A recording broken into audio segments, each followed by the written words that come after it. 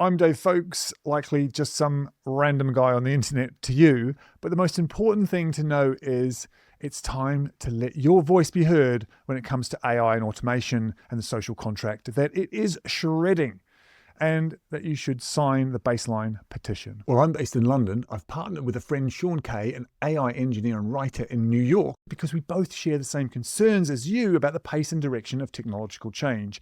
We've both been on the front line of it. He's in IT, I'm in video production, and just like you, we've both had multiple careers already, and it's getting a bit ridiculous to keep developing new ones that just get turned into apps overnight. That's why we've decided to start a campaign that recognizes the change in social contract, and it's a call to action. Very small history lesson in context. For centuries, the deal was simple, right? You work, you survive. Labor in exchange for survival. Now that deal made sense when human labor was indispensable, but we're now spending enormous resources building systems designed to minimize and eventually eliminate the need for human labor. We're not just talking ATM machines or self-checkout at supermarkets. We're talking about wholesale value of your labor going to zero.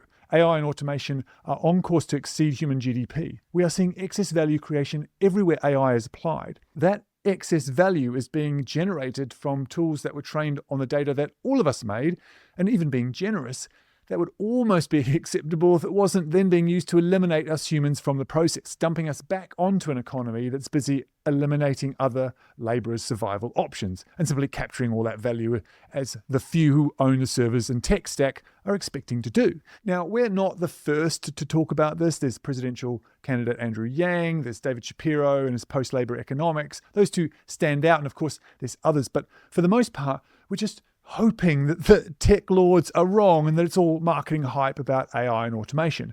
But it doesn't matter whether full automation arrives tomorrow or in 30 years. The unrelenting signal alone has now destroyed the social contract. That doesn't mean AI and automation isn't a success story. It is, but you can't build a social contract on human labor for survival and then dissolve human labor without dissolving the contract. So we need a new social contract. Not a political ideology, not a manifesto, just a line, a baseline. The minimum conditions required for a human being to live and participate in society. Now, we can argue about things above it, but we have to draw a line at the basics and no lower. Nutrition, shelter, healthcare, connectivity, mobility. Not luxury, just the basic operating conditions of civilization. Invent this baseline? The science already exists. Medicine, biology, and public health institutions have spent decades identifying the thresholds below which human functioning breaks down. We don't need to do this research. WHO, UN National Academy of Sciences, for God's sake, even NASA, they've done that research. There's no need to do our own on that. Project Baseline is simply a demand that this flaw be recognised. First, we establish that the baseline must exist. Then we can argue about how to deliver it until the cows come home. I think that's just a Kiwi saying. But anyway, you get the idea.